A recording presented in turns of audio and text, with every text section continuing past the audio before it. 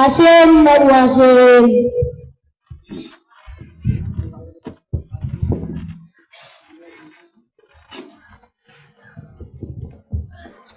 এই পানি নিয়ে আয়। এই নিন বাবু পানি।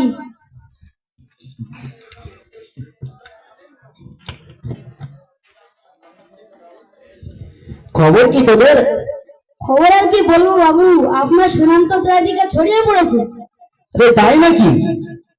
চা বলবে চা, বেদান্তপুরের স্পেশাল চা। এই চা বলবে চা, বেদান্তপুরের স্পেশাল চা। এই দেখ তো এটাকে। এই ভাই এদিকে এসো। বাবু ডাকছেন আমাকে? হ্যাঁ, কি বিক্রি করছো? আমি চা নিয়ে এসেছি, বেদান্তপুরের স্পেশাল চা। বাবুকে এক কাপ চা দাও।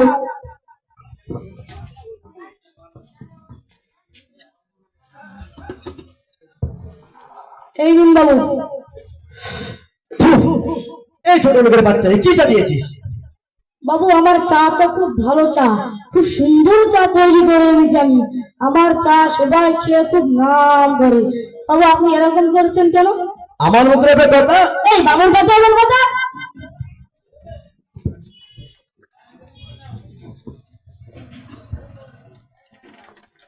এই কে ঢুকছে দেখ তো।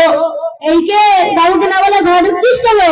বলছিলাম যে ভাইয়া, আমি দুদিন ধরে কিছু খাইনি, আমাকে কিছু খেতে দাও না। ও কি বলছে? বাবু একটা ভিখারি এসেছে, ও দুদিন ধরে কিছু খায়নি, কিছু খেতে চাইছে। এই না ঘর একটা কাপে বের করে দে এখান থেকে, যত সব। এনে ধর, যা চলে যা। ঘর বাড়ি সব নোংরা করে দিল, যা বের করে দে। বলছিলাম যে ভাইয়া, আমি দুদিন ধরে কিছু খাইনি, আমাকে কিছু খেতে দাও না। আরে বাবু একবার বলছি তো, যা চলে যা।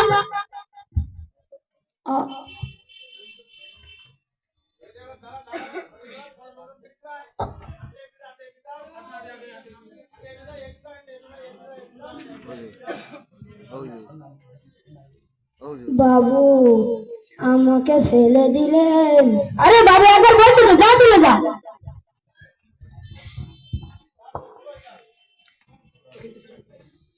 আসসালামু আলাইকুম, ভিতরে আসতে পারি?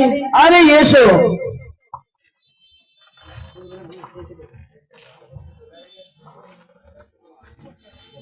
ভালো আছেন তো? হ্যাঁ বসো, কি বলছো বলো। বলছিলাম যে আমি মাদ্রাসা ফালাই দাঁড়াই দুসনিখালি থেকে এসেছি, যে মাদ্রাসা আপনাদেরই গ্রামে সুনামধন্য ও খ্যাতি সম্পূর্ণ মাদ্রাসা। সেই মাদ্রাসায় 5 জন শিক্ষক ও 2 জন রান্নি এবং 50-এরও অধিক ছাত্র বোর্ডিং থাকে। তাদের মধ্যে অনেক এতিম ছাত্রও আছে, তাদেরকে ফ্রি খাওয়ান দাওয়ান করানো হয়। তাই আমাদের মাসে প্রায় লক্ষাধিক টাকা ব্যয় করতে হয়। তাই প্রতি বছরের না এবছরও এসেছি দানের জন্য। আপনি ঠিকই বলেছেন, আমার তো অনেক জায়গায় দিতে হয়। যেমন এদিকে একটা মাদ্রাসা আছে, ওখানে দিতে হয়। এদিকে মসজিদ আছে, এখানে দিতে হয়। খেলাই দিতে হয়।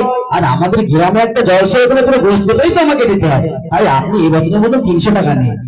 বলছিলাম বাবু, এবছরে তো জিনিসপত্রের মূল্য অনেক বৃদ্ধি পেয়েছে, তাই দানের হাতটা একটু বাড়িয়ে দিলে ভালো হতো।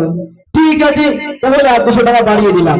এই 800 টাকা বাড়িয়ে 500 টাকা করে দাও। 500 টাকা লেগেন। দাঁড়ান, আমি বিলটা কেটে দিচ্ছি।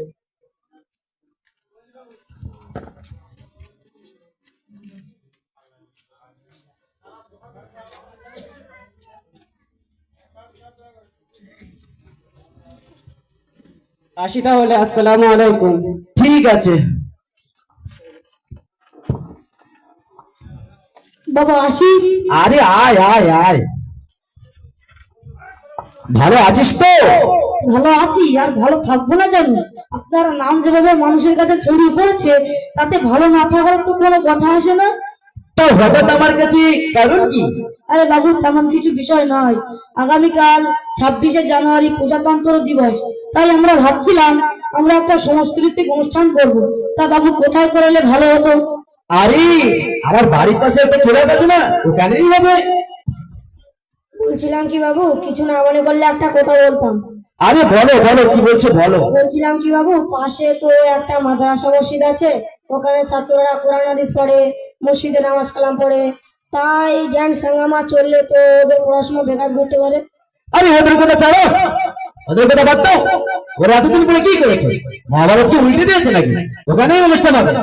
ঠিক আছে বাবু, ওখানেই অনুষ্ঠান হবে। তা ডান্সের পার্টি কোথা থেকে নিয়ে আসছিস? বাবু মনে করছিলাম ড্যান্সের পার্টি সুদূর বেঙ্গলার থেকে আনবো, কিন্তু আরে কিন্তু কিন্তু করছিস কেন? ঝেড়ে খুলে বল কি বলছিস। একটা ড্যান্সের অনুষ্ঠান করতে গেলে টাকা পর্যন্ত এই আর কি। আরে তোর বাবু আছে তো, কোনো টেনশন করতে হবে না। বল কত লাগবে? বাবু ড্যান্সের পার্টির 80,000 টাকা দিলে বাদ বাকি আমরা সব ম্যানেজ করে নেব। ঠিক আছে, এই 80,000 টাকা লিখে দাও।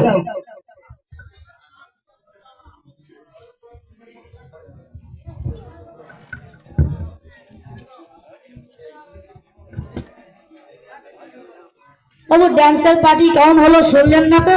আরে ভালো হবে তো। আরে বাবু রিঙ্কু আছে, রিঙ্কু ফাটাফাটি হবে, না গেলে বুঝবেন না। আরে বাজনাটাও সেরকম চাই কিন্তু। আরে বাবু কলকাতা শহরের ডিরেক্টরকে আনবো, বাজনা শুনে আপনার মন ভরে যাবে, বলেন কি? ঠিক আছে, তাহলে আসি। যা। বাবুর কথা বলিস কেন?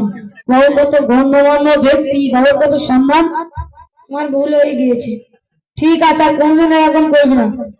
বাবু অনুষ্ঠানটা কি আপনার বাড়ির পাশে হচ্ছে? আরে হ্যাঁ, আমার বাড়ির পাশেই হচ্ছে। তা বাবু আপনার বাড়ির পাশে একটা এত বড় অনুষ্ঠান হচ্ছে, আর আপনি মাত্র 80,000 টাকা দেবেন? আর একটু কিছু করলে ভালো হতো। তুমি ঠিক বলেছো, আমার বাড়ির পাশে এত বড় একটা অনুষ্ঠান হচ্ছে আর আমি মাত্র 80,000 টাকা দেবো? এত বড় একটা নেতা হয়ে, এত বড় একটা লিডার হয়ে আর মাত্র 80,000 টাকা দেবো? এই দেখ তুমি দেখ, ওরা কত দূরে গিয়েছে, শিগগিরই দেখ, তাড়াতাড়ি দেখ, তাড়াতাড়ি দেখ। রিঙ্কু, এই রিঙ্কু, কত দূর গেলি? এই তো বাবুটাকে ডাকছে, এদিকে আয়। বাবু ডাকছেন আমাকে? আরে হ্যাঁ, আমি ভাবছিলাম যে আমার বাড়ির পাশে এত বড় একটা অনুষ্ঠান হচ্ছে আর আমি মাত্র 80,000 টাকা দেবো, তাই আমার মনে হলো এতে আর কিছু বাড়িয়ে দেওয়া উচিত। তাই 80,000 টাকার সাথে আর 20,000 টাকা বাড়িয়ে 1 লক্ষ করে দিলাম। এই 1 লক্ষ টাকা লিখে দাও।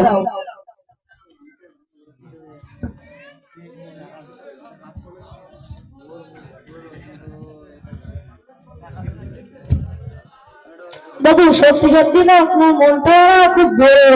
বিগত কয়েক বছর আপনি দিয়েছেন, আরো আজও দিয়েছেন, আরো আশা করছি আগামীতেও দিয়ে যাবেন। ঠিকভাবে ব্যবস্থা করিস তাহলে।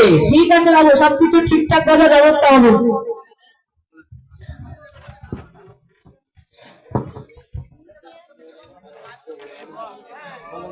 খোকা রে, এই খোকা, বলছিলাম যে বাপ, আমার শরীরটা খুব খারাপ খারাপ লাগছে, আমাকে একটু ডাক্তারের কাছে নিয়ে চল না বাপ। আরে কদিন আগেই তো তোমাকে ডাক্তার থেকে নিয়ে আসলাম, ওষুধ নিয়ে আসলাম, সেগুলো কি করেছো? সে তো 1 মাসের উপরে হয়েছে, তা বাদে তোর মা মারা যাবার পর থেকে না আরো শরীরটা খারাপ খারাপ লাগছে, আমাকে একটু ডাক্তারের কাছে নিয়ে চল না বাপ। এই আমাদের ধুসনিকালে একটা সরকারি হসপিটাল আছে না, ওখানে নিয়ে যাবি। আমার এই সরকারি হসপিটালে নিয়ে যাবি বাপ? আরে না না, ওখানে বড় একটা নার্সিং হোম আছে, ওখানেই নিয়ে যাবো। ঠিক আছে বাপ। এই শোন শোন, ওখানে একটা সরকারি হসপিটাল আছে না, ওখানে ফ্রিতে ওষুধ পাই, ওখানে নিয়ে যাবি। বাবু গাড়ির চাবিটা দেন। আরে না না, গাড়ি চাবি হবে না, এই না ধর 20 টাকা, রিক্সা করে নিয়ে যা। বাবু যেহেতু আপনার বাবা হয়, রিক্সায় করে পাঠাবেন? বুড়ো মানুষ, শরীর খারাপ, তাতে আরো শরীর খারাপ হতে পারে। তুই আমার থেকে বেশি বুঝিস, আমি যেটা বলছি সেটাই কর, তুই রিক্সা করে নিয়ে যা। যত সব মিরাজ গরম করে দেয়, কানের ধরে সারাক্ষণ গ্যাস গ্যাস গ্যাস গ্যাস করতেই থাকে, মিরাজ গরম করে দেয়, চিন্তা একে রাতে ঘুম হচ্ছে না। উফ, শরীরটা কেমন খারাপ খারাপ লাগছে। উফ উফ, বুকের ভেতরে কেমন একটা হচ্ছে। এই পানি নিয়ে আয়। উফ এ নিন বাবু পানি। উফ, এই ডাক্তারকে খবর দে, শিগগিরই ডাক্তারকে খবর দে। আমাদের গ্রামে একটা ভালো ডাক্তার আছে, ওকে ফোন করো। হ্যালো ডাক্তার বাবু। হ্যাঁ বলো। এই বাবুর ভীষণ শরীর খারাপ, আপনি তাড়াতাড়ি বাবুর বাড়িতে আসেন। ও বাবু, আচ্ছা আচ্ছা, আসছি।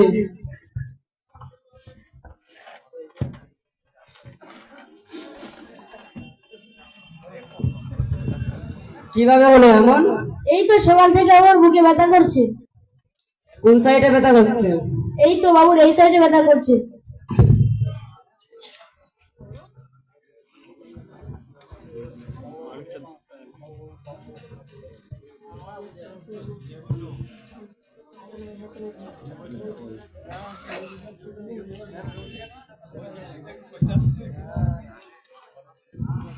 Sorry, is dead. আপনাদের বাবু মারা গেছে। বাবু বাবু বাবু যদি যাই মরিয়া, হঠাৎ যদি যাই মরিয়া, পাড়া পড়শি ভিড় করিয়া, হঠাৎ যদি যাই মরিয়া, পাড়া পড়শি ভিড় করিয়া, দেখিতে আসিবে সবে আমার মরা লাশ। দাঁড়িয়ে কাটিবে কেহ ঝাড়ের কাঁচা বাঁশ।